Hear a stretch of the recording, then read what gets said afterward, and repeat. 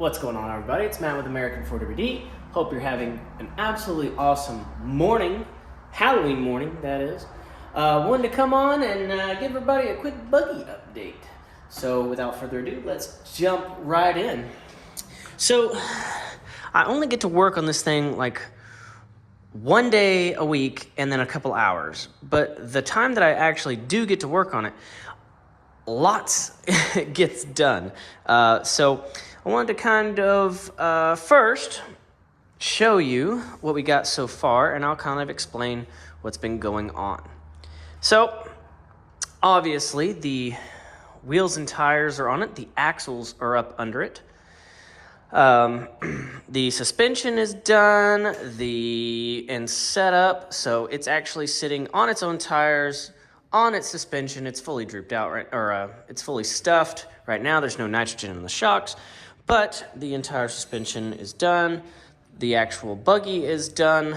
As far as the framework, the welding, cutting of the tubes, all the mounts for the suspension is done. So pretty much the suspension is handled. I guesstimated a few different things as far as caster and pinion angle and all that other fun stuff for right this exact second, just to kind of get it up under there and get it going. But of course, once we put some air in or nitrogen in the shocks, get it at ride height, get the drivetrain in it, we'll figure out, fine-tuning adjustments. And of course, it has plenty of that. But I wanted to show you kind of what we got. So as far as front axle goes, this is as far as I'm aware, this is a Dodge Dana 60. So it has 35 splines inner, it has 30 splines outers with external hubs, which are just piles of crap. So we're going to be handling this. We're going to go to a Chevy style with an internal hub. We're going to be putting a grip lock, which I have from a Super Duty. We're going to be putting a grip lock in there, and then changing out the stub shafts to a 35 spline. That way everything's 35. Let's see what else. Going to a 538 gear pattern. So right now this has the stock cover, it has 14 gears in it, and a lunch box. So we're going to yank all that out, put 538s. As far as the bracketry goes, this is an Artec truss. This is an Artec full hydro mount, ram assist mount. And then we have barn upper control arm brackets. We have Hulse Engineering suck down winch point. And then more Barnes bracketry down here. Barnes shock tabs, blah, blah, blah. So let's tilt it. That way you can kind of see everything that's going on under there. As far as the hydro ram, this is the Big Shocks Pro Series. I believe this is an 8-inch travel ram. We have Artec high steer knuckles, and it has ARP heavy duty studs. Otherwise, that's about it. As far as the air shocks go, these are Fox 16-inch air shocks. So that's pretty cool. These are the 2.0s.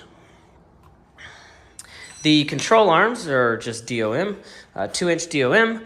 From the old buggy, we have 7/8 Heims with 2-inch spacers, and then we have 1 1/4 Heims with 2 5/8 spacing, I think. Anywho's. As far as the lower control arms go, the lower control arms are 39 inches wide, I believe, 39 inches wide, and the top is 23. And that gives us good triangulation. Of course, we got some more adjustment on the upper control arms. As far as the control arms themselves, they are dead square nuts right in the middle of the tube, or maybe even a hair down, but cool. Let's see, we got as far as the winches go, this chassis is initially set up, let me rephrase. This mount is initially set up for a Warn 9.0 RC, rock crawling competition winch. I'm not paying $2,000 for that winch. So I went to Rough Country and got a 6500. The goal for this, the weight is supposed to be right at 3,000 or hopefully under. So there's no really point in putting a 9,000 on there. I'm not planning on using it besides just a suck down, but if I do have to use it, I'm probably gonna have to double line pull it. I have a sneaking suspicion that this might snap, but you know, we're gonna give it all the way and see what happens. So had to custom fit that guy in there because it is a tight space. It is tight. We have the RS Edges lights. These are the 4 pods from Harbor Freight. Really good lights, actually. We finally got the hood on. So all the body panels, of course, you can buy from Hulse Engineering. And they look great. They're fantastic, and they're easy to set up. So what you need is you need to go to Speedway Motors, and you need to get some 1/4 inch mounting tabs. So it comes with a tab just like this. You put a spring behind it, essentially. Just that spring, and then you rivet it on, drill your hole, use your lock to lock it into place, and that gives you a better idea. And that way it comes right off. So I've got 3 in the hood, I've got 4 in the roof, and I've got 4 on each door panel. We're gonna see how this does. If I need to add more, you know, we'll add more. Doors are a little, maybe I need to do a center one on that one, but we'll figure that out as we go. We've got the center console kind of going in. Obviously I'm not done with it, but we got it kind of getting squared away. And then of course I have my speed shifter by Sand Hollow Off-Road. So that'll be really cool. Got a few tools down there. But let's see what else. Mounted the TRC radiator water intercooler combo. Got that all mounted in there, so that's gonna be really, really cool. Got that all squared away. In the back, for a back suck down winch, we have another Rough Country because it was cheap and awesome. This is a 4500, and that'll do perfect for sucking down the body to the rear axle. I do have to mount that. I have not done that yet, and that'll be a complete cluster because that mount is from Hulse Engineering, and that winch was not supposed to go on that mount, so that's gonna be a little fun. Anyways, this is a Jazz fuel cell. You do have to cut it and all that other fun stuff, but Hulse Engineering makes a mount for that, so just bought all that all at once on his website and got it all squared away. On the back, 16-inch Fox Air Shocks 2.0s, more Barnes brackets, upper and lower. There we go. I wanted everything to be as low as possible because he wanted the belly height, a certain height from the ground. So what I had to do was I had to mount the air shocks onto the lower control arm mounts, front and rear, to get it damn near as low as I could. And I think it's gonna work. I'm not sure. I'm not thrilled with it, but at the same time, it's not terrible either. So we're gonna give it a shot and see what happens. If I have to relocate them or anything, you know, that's completely doable. So we got the belly skid on. We have the engine skid on. Show everybody that. And that may need to be trimmed and situated, but we'll get that squared away.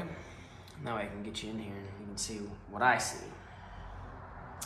On the rear, obviously we're going with 538 gears. We're going with a Detroit locker, probably some upgraded chromoly shafts, blah, blah, blah. I'll show you the roof. But yeah, right now, of course, it looks really tall because the tires are, you know, at 30 PSI. There's not a whole lot of weight in the vehicle right now, so even if I lower the tire pressures, these things really don't squish very well with 0 weight. I believe probably this setup right here, what you're looking at is probably only, you know, 1,500 pounds on a good day. probably not even that. So there's just not enough weight in here to really squish it down. But it is at full stuff right now. Front and rear, there's no nitrogen in the air shocks. But yeah, I'm getting one thing done at a time. I'm making a plan, and I'm executing as best I can. I love the view. I love the cockpit view. So if I could put you where you would be technically looking, you'd be looking just like this. So you can see everything that's going on right in here. You can also lean over. You can see everything that's going on the other side as well. So back to driver seating position, eyeballs, and then you can actually turn around. You can see your rear tire. You can see where that's going on. You can lean over. You can see what's happening there. And of course, you can lean this way and look at your tire and see what the hell's going on. So I love that you can see everything. Everything is perfect. Of course, you can see everything that's going on in your drivetrain. We can cover this, but I don't know yet. I kind of like seeing it so you can see if any rocks are coming up, trying to get in the way. Of course, the seat will be right here, but this part is what I'm trying to figure out if I want to keep it open or not. So other things. We've got, so I've showed this before. This is the EcoBoost 2.0. Ordered a bunch of stuff for this. So we have a passenger side power steering pump kit. We have a new oil pan with baffles. We have a new timing cover because the timing cover was a little bit jacked up over there. We also have the adapter for a C4 transmission, so we got that. Of course, all the winch stuff once we start getting into wiring. And let's see turning brakes. So we got to figure out where those go. I'm not sure where I want them. Of course, once I get everything in the car, I get the seats in, drivetrain in, seats in, get the seating position, steering wheel position, I'll be able to mount these guys and figure out, where I want them and how I want them and how far away they are. I do have short little arms, so we'll have to figure that out. But otherwise, everything's going good. We do have we also had to change intake manifold, so that's a stock Mustang EcoBoost manifold, flywheel, of course used.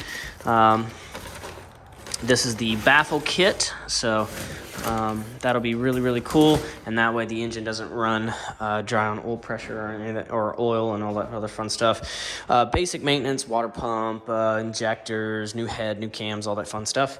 Probably stick with the old tried and true turbo. We'll just kind of tune that guy up a little bit, see what she makes. Yeah, pretty much. At this point, besides the rear winch, everything is welded and solid and in there already. So it's in there. It's done. Of course, once you put this thing completely together, running, driving, the whole 9 yards, then you have to take it completely apart, have everything powder coated and cleaned and made nice. So right now everything's just going to stay raw. We're going to completely put this thing together, running and driving, and then we'll just tear it apart. So anyways, yeah, we're going to be ordering hopefully soon all of these guts, or the stuff we need for the front axle, everything we need for the rear axle. And of course I need to find a transmission T-case, and that way, and then order a custom torque converter, and then boom, the drivetrain can go together, and then boom, slide it in there and get it going. But that's next, unless I mess with fuel or something else. But drivetrain is definitely next. That's kind of major component, and that kind of keeps me from putting those in, putting the steering wheel in back there, the orbital, and all that other fun stuff. We do have TK shifter mounts that we need to put in, but we can't put those in until, we get the drivetrain in. We have throttle pedal mount, and of course we can't put that in until the seats are in, and that way I can figure out how far forward, how far back for the gas pedal, and then for the brake pedal, I need to order the brake reservoir. So it's a lot going on. There's a lot of parts, but I'm just happy, honestly. It's on its own weight. It's sitting down. It's coming together. It looks amazing. She got a fat ass. It's just awesome. Probably, well, definitely one of the coolest things I've ever built. Oh, and by the way, this is a 14 bolt out of a '01 Chevy 2500 with a shave cover. It is shaved. Artec truss for 14 bolts, just kind of a universal 14 bolt truss, and then stock brakes. Stock everything else, stock internals, 410s, and it's got the factory limited slip, but it's seizing, so it's a piece of shit. But yeah, I'm just excited. I'm over the moon.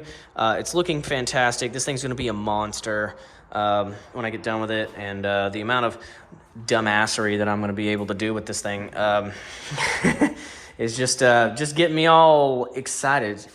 It's tingling the giny, if you know what I mean. But guys, I appreciate it. Like, subscribe, comment. Any sort of questions you have, any sort of suggestions, fantastic. I will take every bit of it, because again, when we started this little project, this is not my thing. So this is awesome, but it's definitely new to me, so I'm kind of learning all the things that these guys run and use and how they use it. I mean, I don't even know how to drive this thing. This is going to be a whole new adventure. But anyways, guys, suggestions, let me know. Guys, we'll see you later.